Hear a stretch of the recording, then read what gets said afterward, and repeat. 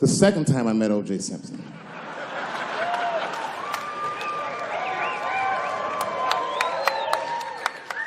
was right after the trial of the century. There I was, now a young man of probably 23. O.J. Simpson was the most famous or infamous face on planet Earth. I was in a restaurant in Beverly Hills with my agents. I wasn't alone in the restaurant, but I was alone. I was the only black person in the restaurant. And in the 90s, that felt very uncomfortable. Now I tend to enjoy it at this age.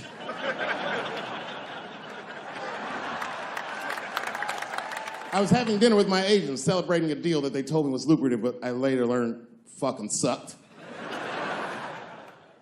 And suddenly, a group of women walked by. Every race was in that group. Black, white, Asian, Latina, white, and white again. They were all gorgeous. I watched them walk by. Then, I saw a familiar face. Al Collins, the man from the infamous Bronco check, towards the door. Couldn't believe what I saw. And then, close behind him, was O.J. Simpson, newly released from jail. The restaurant fell still. I was shocked. I didn't mean to say it out loud, but it just came out. O.J. He stopped, turned around to see who said it, saw my black face, and correctly assumed it was me.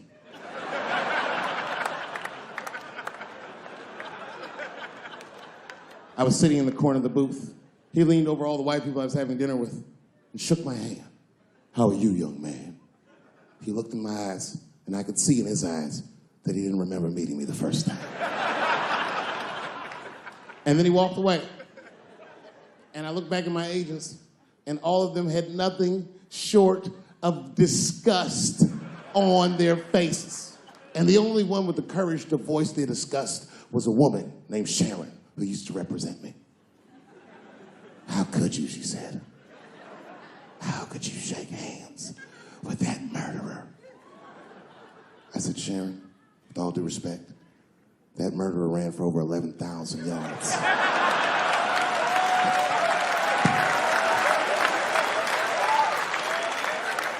And he didn't fit. Glove didn't fit. Get over yourself." Some people can't do that. Some people just can't get over themselves. Gay people have a hard time doing that recently. Here we go. Here comes the deep water. No, recently I've noticed that. I noticed it with that Manny Pacquiao controversy. Yeah, no, it was now in the gay community's defense, Manny Pacquiao said some outlandish shit about gay people. Very, very not nice things that I won't repeat, but there was biblical verses and some analogies to animals. Wasn't a good look. Nike took his shoes immediately, which I thought was a little harsh. A little harsh. You know what I mean? Because he's, just because he's Asian. You know what I mean? Fuck, you gonna take shoes off Asian dude to appease a gay dude. You know what I mean? No? You don't know what I mean. But Asian people kind of know what I mean. No? No Asians in the front? No? No, this is what I mean. Okay, look, okay, you're an Asian dude. No, I say this with no disrespect, but we're all Americans, right? And we can agree that America has a huge body count all over the world, but nowhere more than Asia. Literally, if you look at history, recently, we have bombed the masculinity out of an entire continent. We dropped 2 atomic bombs on fucking Japan, and they've been drawing Hello Kitty and shit ever since. There's a lot of lady boys in the wake of our bombs. And I know these things because my wife is Asian. She's Filipino.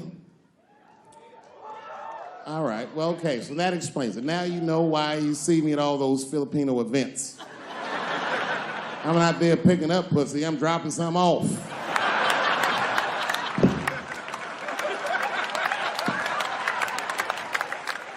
I take my wife to all that shit. I took my wife to see Pacquiao fight Mayweather. We sat ringside, okay? That was a quiet car ride home. That's what that But if you know what's popping in the Philippines, you know that they got a whole generation of kids in the Philippines growing up without their mothers.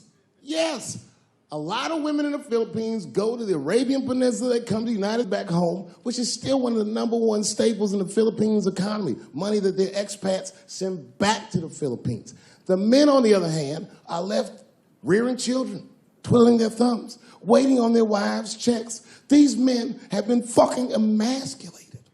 And then suddenly, a boxer rises from amongst them and reinstates their manhood with his motherfucking fist.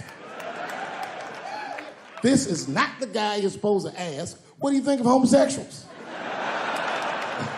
He's not your champ.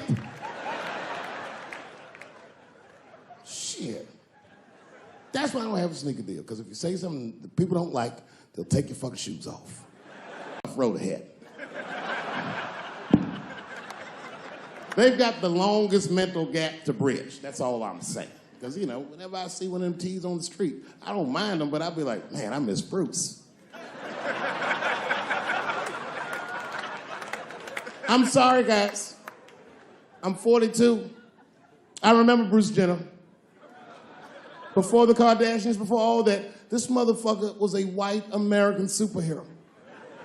It was amazing. He was beating Africans at track and field. We'd never seen anything like it.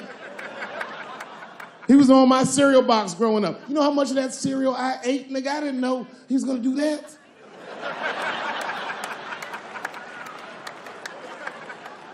I knew before you guys knew. I heard things on the street in Hollywood. You know, you just be out, see people. Hey, what's up, Kanye? Why the long face? Nigga, you'll see. I got 2 mother-in-laws now. And when I heard he was gonna do it, I was scared. I didn't think the public was ready.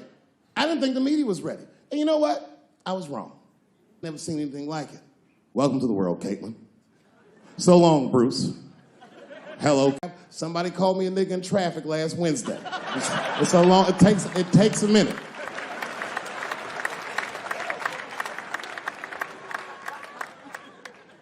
My wife's friend, Stuart, told me that. My wife has a lot of gay friends. Stuart's their leader. She has a lot of gay friends. And I don't like them.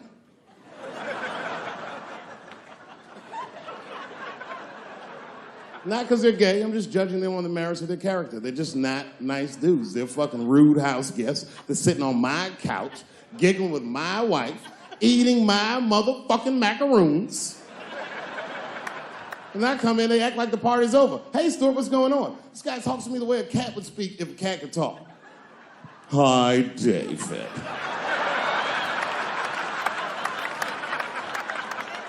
Stuart, what's all the beef, man? What's going... He always wants to have some kind of gay political argument. The last one was about a petition in federal court to take the words husband and wife out of the law. I said, well, why would you want those words out the law? He said, because it discriminates against same-sex couples. I was like, niggas, please save me the semantics. Just trust me, take your chips and get the fuck out of the casino. You're about to decide, talk that over amongst yourselves, and whichever one of you is gayer, that's the wife.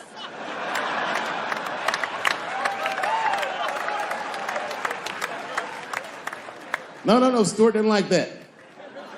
Stuart educates me about this movement, you know what I mean? I didn't even know shit about it. He told me it's called LBGTQ.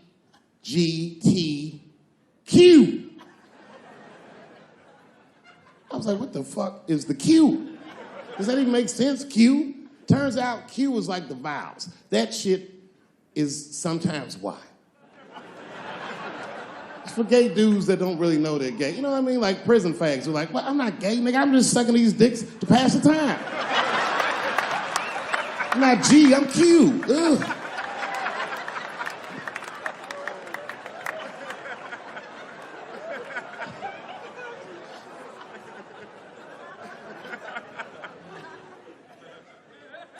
I think, okay, again, of all those letters, the T has the toughest road ahead. In fact, I think the T should stand for tough. If Martin Luther King had a sneaker deal, we'd still be on the back of the bus. They always true. The Nike exec come up. Hi, Martin.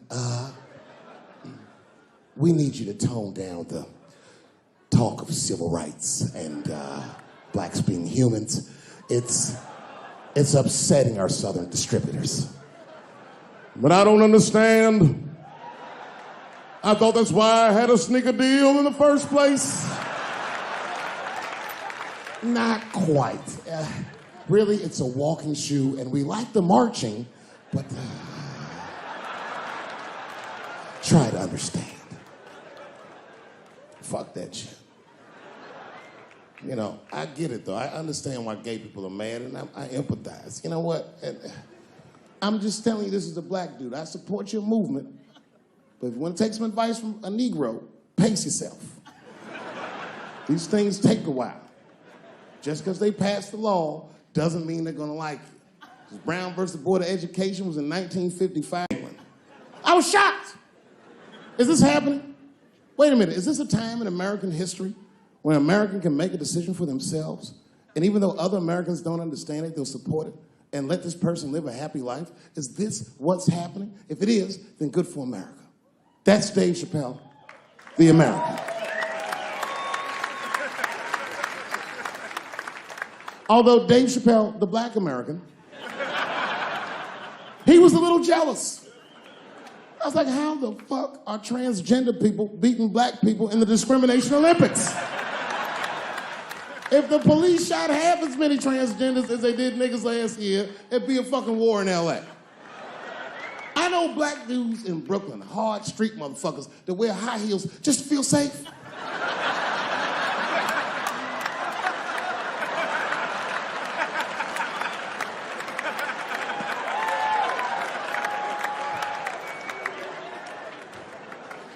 Transgenders are gangsters.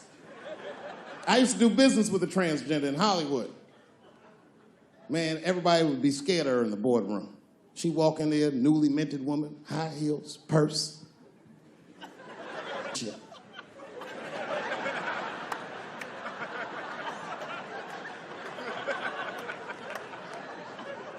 And then she walked to the head of the conference table, stare at us all, reach in her purse, and pull her old dick out and throw it on the table.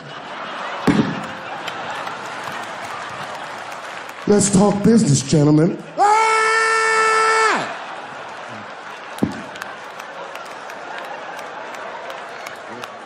Shit is scary as fuck.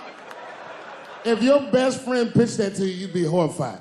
Yo, nigga, let's go to the hospital and cut our dicks off and make pussies out of them shits. What? Can't we just get matching jackets or tattoos or something? Sure, that's what you want to do? There's only one way to find out, nigga. Wu-Tang, bow, bow. Let's go to the club and trick niggas into fucking us, yeah.